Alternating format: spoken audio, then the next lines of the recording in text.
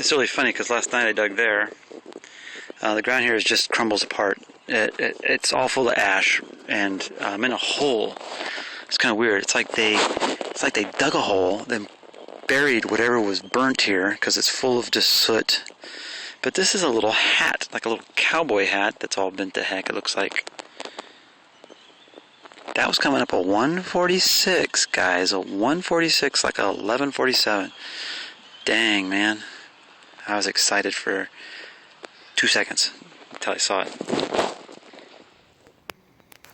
Well, I'm back out at the, okay, so let me tell you the story.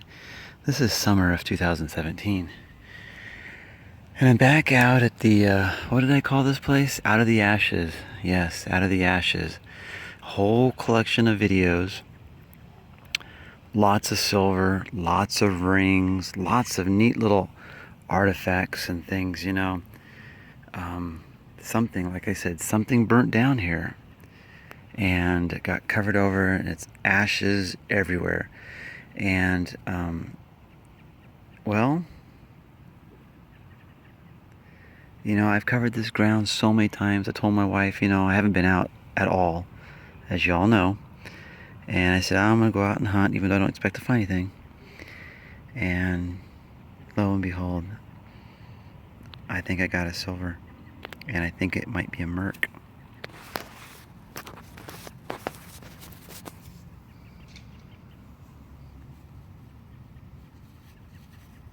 Yep, it's a merc.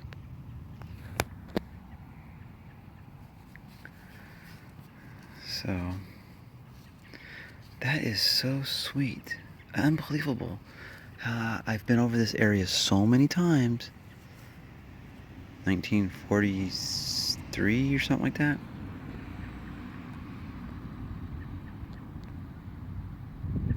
Wow. And just over there I picked up a wheat penny. And I thought that was going to be a great find. And then this thing comes out. It's really interesting, you know, I've mentioned this in some of the other videos, which I will post, I promise. I didn't want to post them until I got the history of what burnt down here, when, and what happened, you know, in this little area. And, but I might start releasing those videos. I wanted to make a little documentary out of it, but anyways, there's, potentially, could be more, but whatever's you find so far. I've dug up screwdrivers, or not screwdrivers, but you know, elementary scissors, and you find a lot of that in here, and razor tops, and just nails. But that is a treat.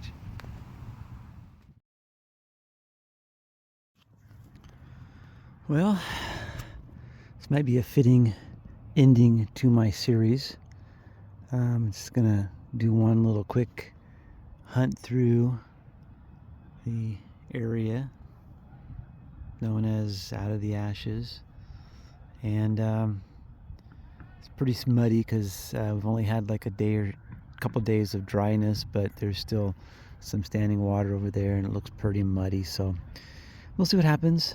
But the main part of this whole area has been right where the shadow is, about where the shadow is, straight across out to about where that second tree is with all the ivy on it, and then up to where the slope starts, and then back over. That's been like the sweet spot, like, or most of the ash and stuff is. Not too much ash off in the back area, not too much over there, mostly just right along this ridge, like right in the button area. But you know, I found a half up here by the tree, and I found some dimes, a couple dimes up on the slope. But yeah, so this is gonna be my last hunt for the series, but it probably won't be my last hunt here. You never know. Might come up with a smaller sniper coil than the one that they have, and might have to pick up that. If it's smaller, maybe have to try it here. All right, well, I'm gonna get to it because my battery's almost dead and I gotta get going. All right, well, I just want to say thanks for everybody who's been watching the series. I hope you enjoyed it. I started that like 11 years ago, 12 years ago, hunting this area with the e-trac. And I even hunted it once, I think, or twice, maybe with the AT Pro before I sold it. And just kept coming back over to this area over the years. I mean, it's just amazing how much fun stuff you can find here. So anyways, let me keep going. I am going to want to come back here in the summertime, because when it's wet and muddy like this, it's not near as good digging into the ash. It becomes gummy and sticky, and everything's kind of pasted and stuck to itself.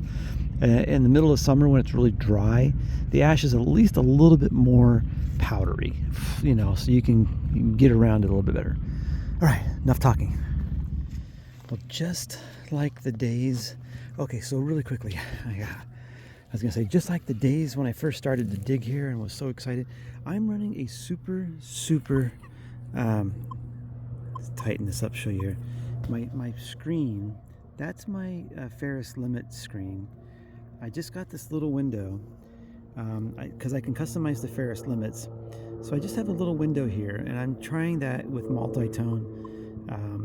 I should probably go and do like a two-tone Ferris, which is what I did in the past with the e-trac. But I'm just trying this to see, and basically following my own guideline that I did before. My steps, like, if you get a high tone, probably gonna dig it. Because if you get it one way, you can't get the other. It's because of stuff like this. I just dug this, a big old piece of iron. So those are the things you're gonna get here. But look what I just got. I had a high tone. Kind of sounded like it was coming in like a 68, and it was pretty good in one direction. So I dug it. It's round, big round. I'm guessing that's maybe a compact from a purse. Don't have a clue. But look, I probably just broke off part of it when I rubbed it right there. I have no idea where that piece went to. Was it right there? Yeah. See, I rubbed off part of it. It's so fragile. So I don't know what that is. And like I said, I don't have my brush, so I can't really wipe it or brush it. But it's not super heavy. I mean, it's a perfect size to hold a $50 or a few $50, but no. All right, we'll clean that up later. But again, this is the kind of neat stuff that you're gonna find here.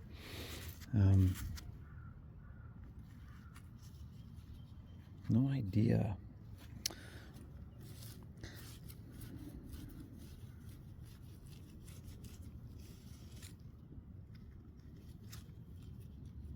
But yeah, I think I knew I broke it. There's part that's just that I just flaked right off. I have no idea what this is. Kind of almost looks like that's electronics on the inside, but oh well, we will take a peek at that later. See if I can get a brush or something on it.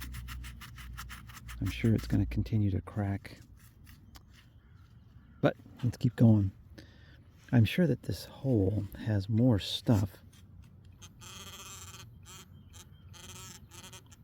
More, that's the thing. There's more iron everywhere you go in these holes.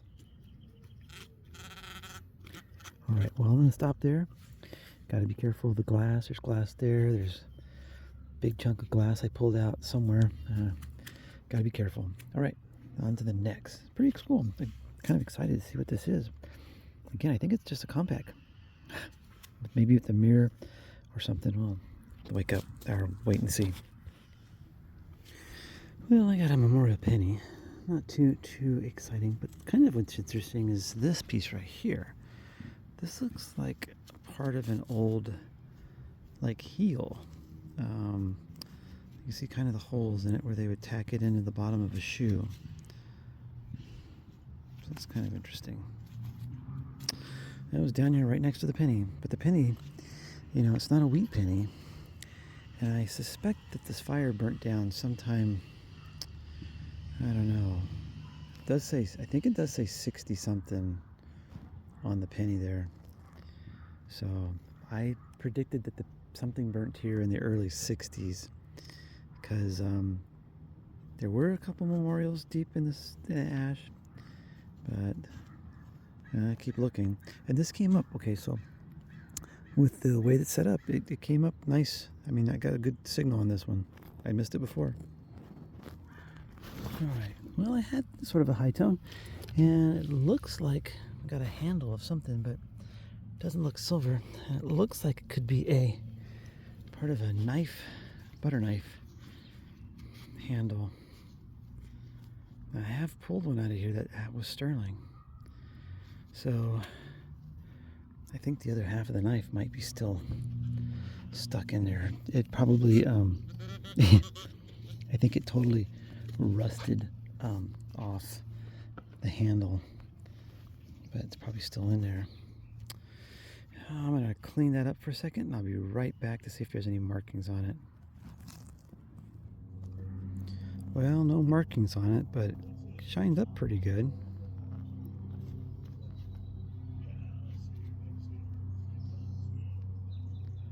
It's just a regular old either stainless steel or plated. Let's keep going. I got another coin, looks like a penny.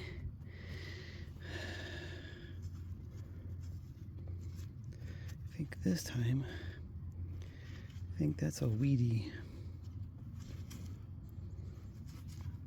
Well, I just keep rubbing dirt on it. Anyway, it's coming up a nice high tone in one direction, of course, nothing in the other. And of course, it was under this tree root. I'm going to call that a weedy. I think it says 1 cent right there. 1 cent. Nice. You know, it's nice to find something old, you know, in this place. All right, let's keep going. Time's running out for me. All right, well, one of the things I wanted to do in this site, but I'm still, I think, considering myself that I'm almost 1 year on this, I consider myself a newbie because I haven't really branched out, but I'm trying trash reject, which I don't think is what I want for this site. I might want, I can't remember if it's high conductor for this particular site with so much trash and iron in there, iron especially. But anyways, I did trash reject, and I was getting these low tones were kind of popping up, and I hit this low tone, which was like coming in like a 27, 28, and I thought, oh, it may be a nickel. But I'm looking at it. Is that a nickel? I guess it's a nickel. It just glanced at it. It just looked a little bit bigger than a nickel. But I think it's a nickel. I just don't know what it is. Don't know if that's a Washington. Probably is a Washington for sure. But yeah, definitely been down there a while. Well, let me get it cleaned up in a little bit and see if I can get something off of that. Yeah, it's just a Jefferson, but I won't be able to see the year. So I switched over to high conductor just to give it a try, and I dug over a target that gave me a signal. This is definitely an ashy spot. There's this little circle here. I talked about this in my video, but there's a lot of glass here. There's glass here, there's glass, there's porcelain, and all these little pieces of iron. This is round, but it's iron. And another thing, it looks like a door, maybe a door bolt. I don't know. Nails, and then there's this thing. Could be part of a spoon or a knife. No idea. But the one thing that's kind of cool, and more porcelain, this is the neat thing right here. See, it's so hard to see these things. Can you see it? It almost looks like it's a type of a clip. I don't know what type of clip it's for, but something to clean up and investigate. I mean, obviously it's probably not going to be silver, but nonetheless, that's kind of cool. So I wonder what that went to. I was thinking money clip, but yeah, it don't look like, I don't know. So we'll have to wait and see. Anyways, that's the fun part about digging in here is it's just you never know what you're gonna get, right? All right, let's keep going.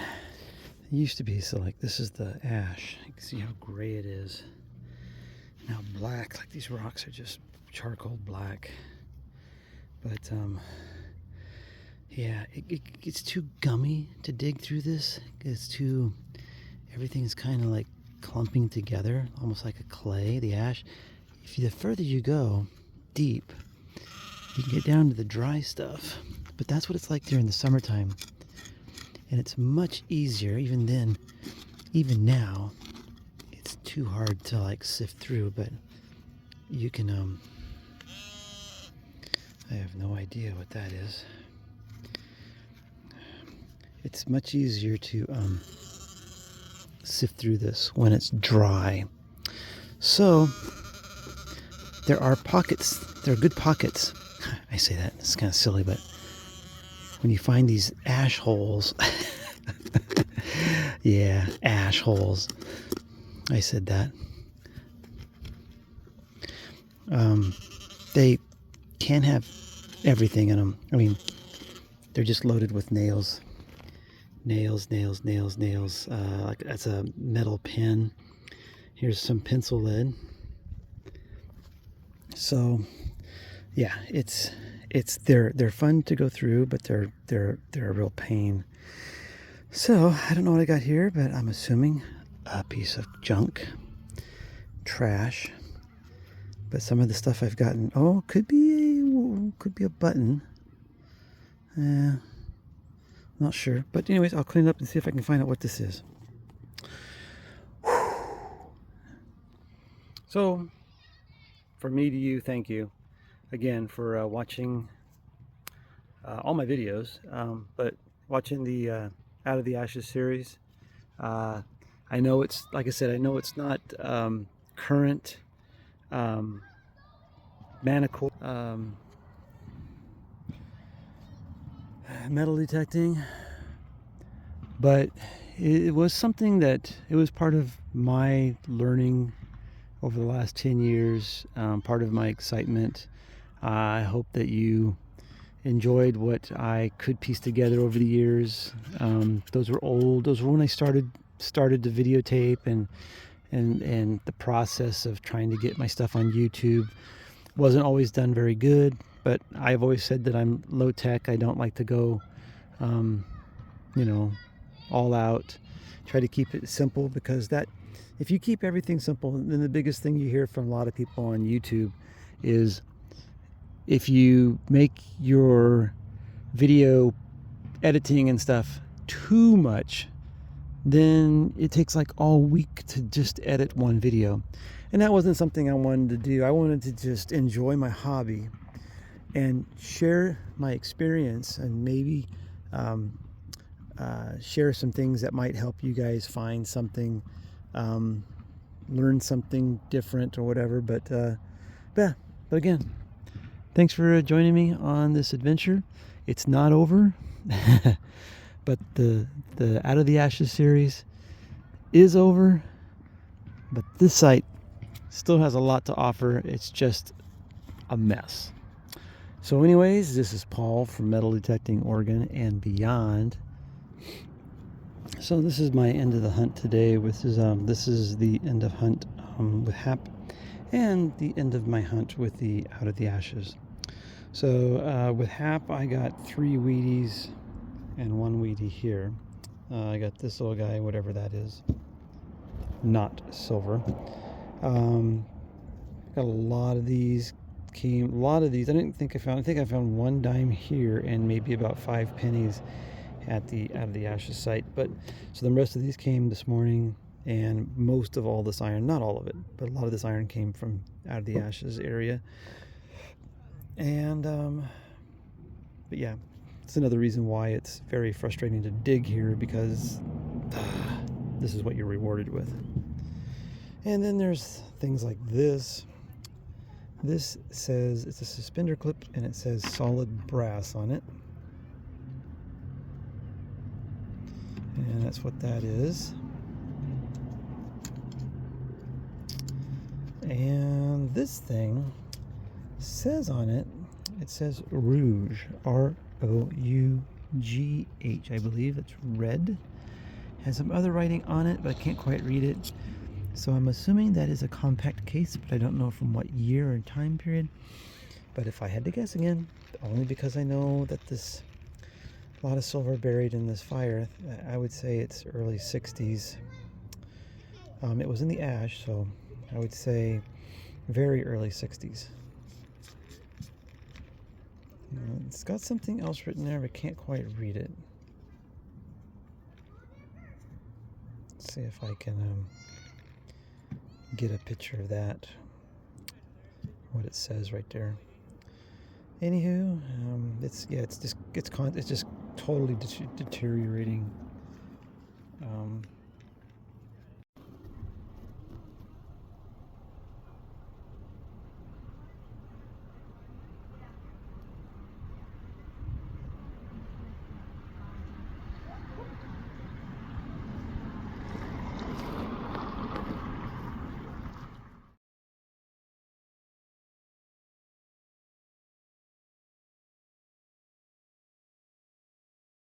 Thanks again for watching my Out of the Ashes series and following me on YouTube and metal detecting. Again, if you're, if you've been watching my show, you know that I retired early and bought an RV, sold the house, sold everything pretty much, and my wife and I are homeless, but we're traveling. Basically, we visit family over the winter, and during the summer, spring summers, we go visit our kids in the various parts of the country. And then while I get to travel to see them, I get to metal detect. So if you guys can help me out, I'm gonna be going to Utah. And is there any place in Utah that I can detect? Let me know.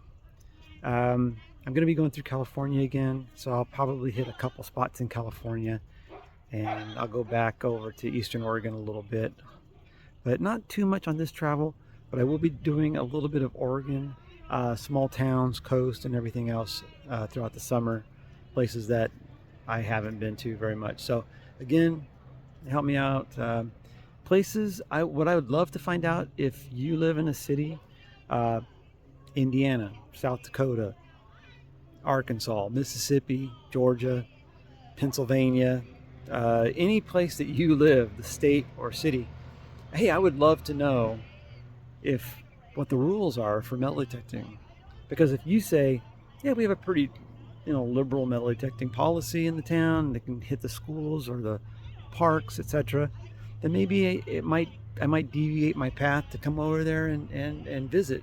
But trust me, I won't clean you out, because I'm only going to be passing through. So again, thanks for watching.